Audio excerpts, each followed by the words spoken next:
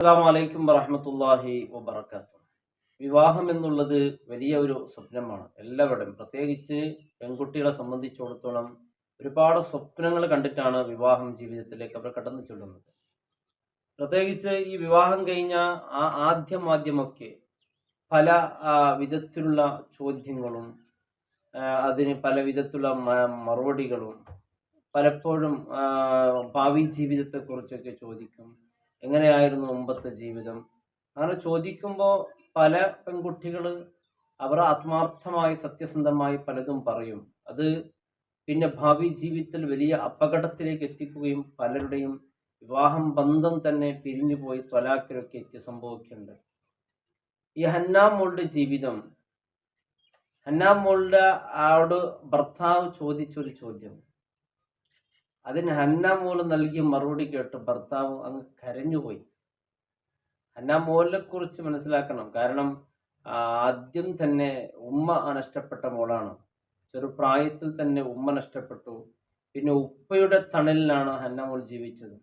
അത്രക്കും വലിയ സ്നേഹമായിരുന്നു മോളോട് ബഷീറിന്. വലിയ സ്നേഹമാണ് വാപ്പാക്ക്. മോൾക്ക് വേണ്ടി എന്ത് ത്യാഗം ചെയ്യാൻ സന്നദ്ധയായിരുന്നു. എത്രത്തോളം എന്ന് പറഞ്ഞാൽ വിവാഹം വേണ്ട എന്ന് വെച്ചിരുന്നു.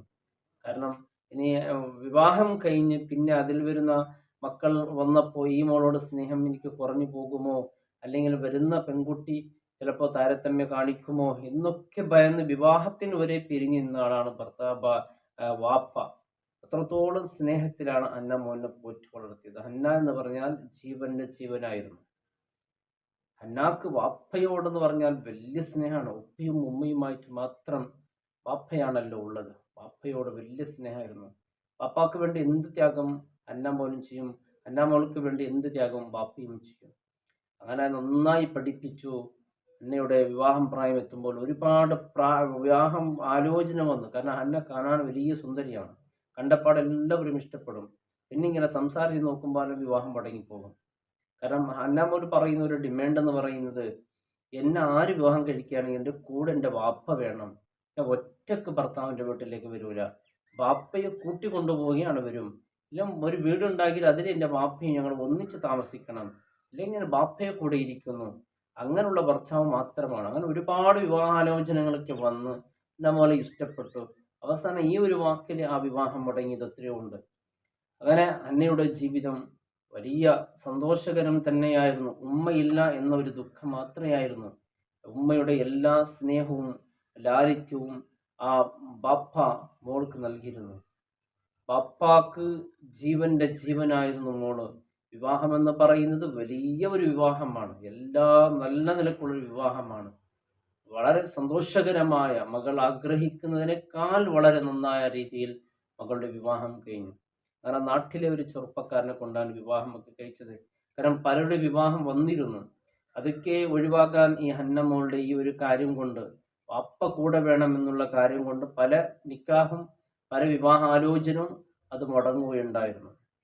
അങ്ങനെ ഹന്നയുടെ ജീവിതത്തിൽ ആദ്യം ഭർത്താവ് ഇതൊക്കെ അനുവദിച്ചു. കാരണം വാപ്പ കൂടെ നിൽക്കുകയാണെങ്കിൽ അൽഹംദുലില്ലാ, പിന്നെ ആ നാട്ടിൽ വലിയൊരു പറച്ചിലാണ്. കാരണം ഹന്ന മോളെ സ്നേഹിക്കുന്ന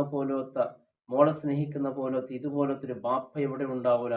തിരിച്ചും അങ്ങനെ മോള് ബാപ്പയെ സ്നേഹിക്കുന്ന പോലത്തെ ഒരു ഒരു കുടുംബം എവിടെ ഉണ്ടാവൂല. കാരണം അവരുടെ സ്നേഹം അങ്ങനെയായിരുന്നു. ഹന്നമോളുടെ ഉമ്മ പ്രസവിച്ച ഉടനെയാണ് ഉമ്മ മരണപ്പെട്ടു പോകുന്നത്. പിന്നെ ഉമ്മയുടെ ഒരു ഫോട്ടോ റൂമിലേക്ക് സൂക്ഷിച്ചിരുന്നു.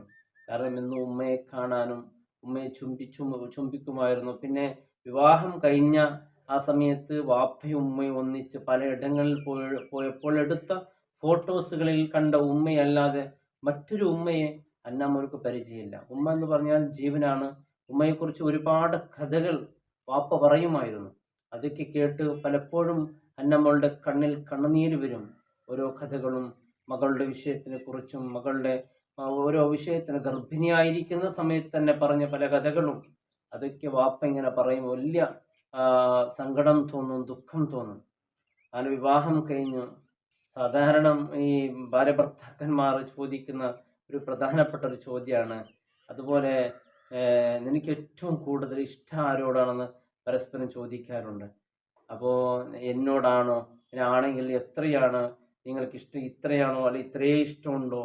അത് മുത്തായ റസൂൽ സല്ലല്ലാഹു അലൈഹി വസല്ലം തങ്ങളോട് ആയിഷ റളിയല്ലാഹു അൻഹ ചോദിച്ചു, ഒരു ഭാര്യയെ എത്രയാണ് സ്നേഹിക്കേണ്ടത് അത്ര കണ്ട് പരിപൂർണമായ സ്നേഹം എനിക്കുണ്ടെന്ന് പറഞ്ഞു. അതുപോലെ ഹന്നമോളുടെ ഭർത്താവ് ചോദിച്ചു, എനിക്ക് ഏറ്റവും കൂടുതൽ ഇഷ്ടം ആരോടാണ് എന്ന് ചോദിച്ചു.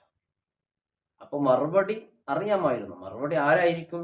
വാപ്പയായിരിക്കും. കാരണം വാപ്പ എന്ന് പറഞ്ഞാൽ അത്ര ജീവനാണ്. അപ്പൊ വാപ്പയാണ് എന്നുള്ള ഈ മറുപടിക്കായി ഇങ്ങനെ പ്രതീക്ഷിച്ച് നിൽക്കുമ്പോൾ മറുപടി വേറെയായിരുന്നു. ആ മറുപടി കേട്ടപ്പോഴേക്കും ആ ഭർത്താവ് ഇങ്ങനെ കരയാൻ തുടങ്ങി. ആരോടാ മോളെ എനിക്ക് ഇഷ്ടം എന്ന് ചോദിച്ചപ്പോൾ പറഞ്ഞത് എൻ്റെ ഉമ്മയോടാണ്. ഒരിക്കൽ പോലും കാണാത്ത ഉമ്മ അങ്ങനെ പറഞ്ഞപ്പോൾ ഭർത്താവ് കരഞ്ഞു. നിന്നെ ഏറ്റവും കൂടുതൽ സ്നേഹിച്ചത്, നിനക്ക് വേണ്ടതെല്ലാം നൽകിയത് നിന്റെ വാപ്പയല്ലേ, പിന്നെ എന്തുകൊണ്ട് നീ ഉമ്മയെ പറഞ്ഞെന്ന് പറഞ്ഞു. ഉമ്മയോടുള്ള സ്നേഹം വാപ്പാൻ്റെത് വരില്ല എന്നാണ്. അതെന്തേലും ചോദിച്ചു, എനിക്ക് ഉമ്മയെക്കുറിച്ച് എങ്ങനെയാ പരിചയം എന്ന് ചോദിച്ചു. വാപ്പ പലപ്പോഴും എന്നെ ഉമ്മ ഗർഭിണിയായിരിക്കുമ്പോൾ ഡോക്ടർമാർ പറഞ്ഞിരുന്നു, ഉമ്മാക്ക് ജീവിതത്തിന് അപകടമുണ്ടാവും ഈ പ്രസവത്തിൽ. അതുകൊണ്ട് പല നേർച്ചകൾ നേർന്നു, പല പ്രാർത്ഥനകൾ നടത്തി, ഒരുപാട് സ്ഥലങ്ങളിൽ പോയി ദുആ ചെയ്യിച്ചു, പാവപ്പെട്ട യതീമിങ്ങൾക്ക് ഭക്ഷണം നൽകി, എല്ലാം നൽകി.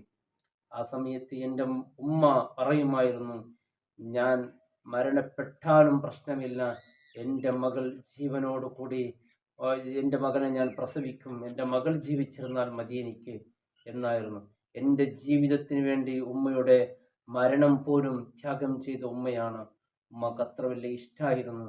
അതുകൊണ്ട് അതോടത്തോളം ആ സ്നേഹത്തോളം വാപ്പയുടെ സ്നേഹം വരില്ല എന്ന് മോള് പറഞ്ഞു. സുബ്ഹാനല്ലാഹ്. നമ്മുടെ മാതാപിതാക്കൾ ചിലപ്പോൾ നമുക്ക് ഇഷ്ടമില്ലാത്ത പല വാക്കുകളൊക്കെ പറയും, പലതും പറയും. ആ പറയുമ്പോൾ അവർ നമ്മളോട് ഇഷ്ടക്കേട് കൊണ്ടല്ല, നമ്മളോട് ഇഷ്ടം കൂടുതലുള്ളത് കൊണ്ടാണ്. ചില തെറ്റുകൾ അവർ തിരുത്തുമ്പോൾ അവർ കർക്കശമായത് തിരുത്തും. എന്തിനാണ്? എൻ്റെ മകൻ നന്നാകണം, എൻ്റെ മകൾ നല്ലവളാകണം എന്നതാണ് ആ മാതാപിതാക്കളുടെ ആഗ്രഹം. ആ മക്കള് അത്രത്തോളം മക്കളെ സ്നേഹിക്കുന്നത് കൊണ്ടാണ്. പലപ്പോഴും നമുക്കത് വല്ലാത്ത വെറുപ്പും മാതാപിതാക്കളുടെ വല്ലാത്ത സങ്കടവും ഒക്കെ തോന്നും. എന്നാൽ നമ്മുടെ വിജയത്തിന് വേണ്ടിയാണ് അവർ.